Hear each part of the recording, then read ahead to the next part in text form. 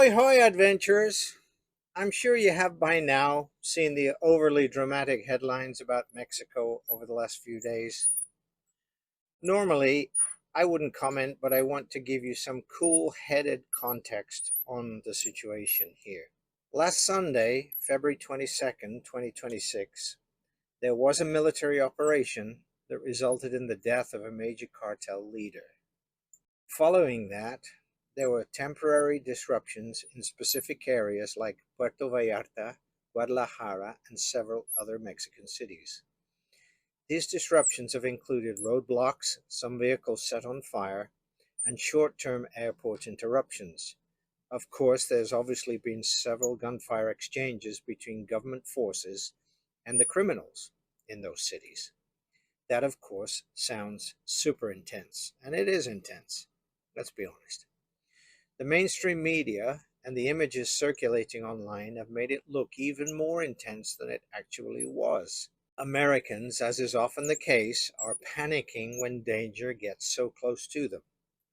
We English are made of a little sterner stuff here. Stuff that suffered terrorist bombings for 30 years between 1969 and 1999, sometimes 2, 3, 4 times a week. So we don't scare so easily. But here's what everyone does need to realize. These incidents were localized. They were short term. At the time of this video, Sunday was 2 days ago. And things have already pretty much returned to normal. When high-level cartel figures are arrested or killed, there's almost always a brief period of retaliation from the criminal groups. But I do need to reiterate something that you most likely will not see online, nor on the news. Civilians were never the target. I'll say that again. Civilians were never the target. Civilians are rarely the target. Despite what those US news channels are claiming, criminal groups will show their presence or create disruption, sending messages to the government. The events of cars being set on fire on Sunday were concentrated in a few areas and not nationwide. That's very important to understand. Mexico is a country of nearly 130 million people across 32 states with literally miles and miles and miles of land between many cities. For example, I'm literally 1,200 miles away from where all this occurred.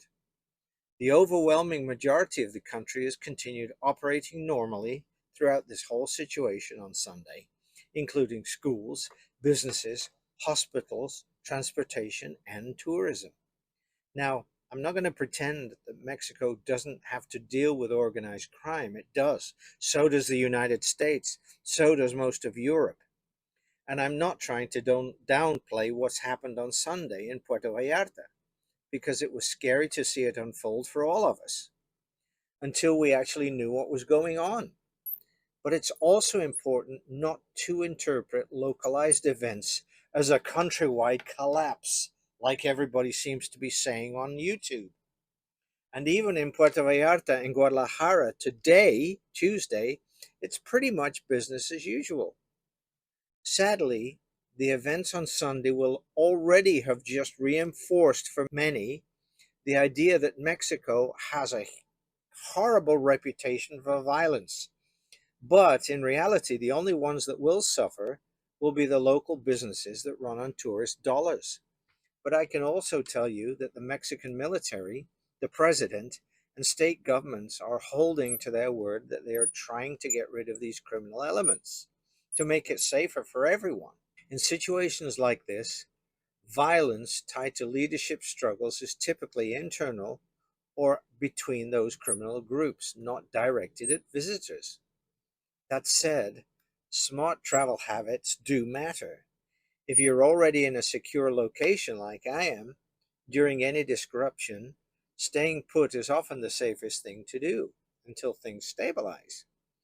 If you had travel planned during the initial 24 to 48 hours of uncertainty, pausing to reassess the situation would have been a reasonable decision.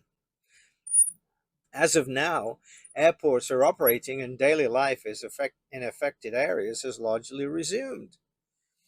Here's the biggest lesson. I urge you as this passes not to evaluate Mexico based on news headlines.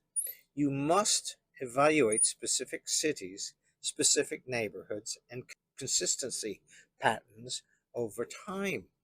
Mexico isn't perfect, it's not for everyone, but it is also not defined by isolated flare ups amplified online and in sensational headlines. If you're considering visiting, preparation does matter. Not fear, not fantasy, not listening to lights of, oh my God, Mexico has collapsed. The sensationalism of CNN, Fox, and MSNBC, and the likes of news channels. Prepare yourself. You have to focus on real world context. And in this case, what's happening, where it's happening, and how it's actually affecting daily life. If you're feeling unsure because of what you saw in the media, I totally understand that. But you must understand that traditional media loves to show the very worst of the very worst. And they love stories like this. They love to create fear and panic. Get informed with local news to avoid being sucked into the fake images and fake news on YouTube.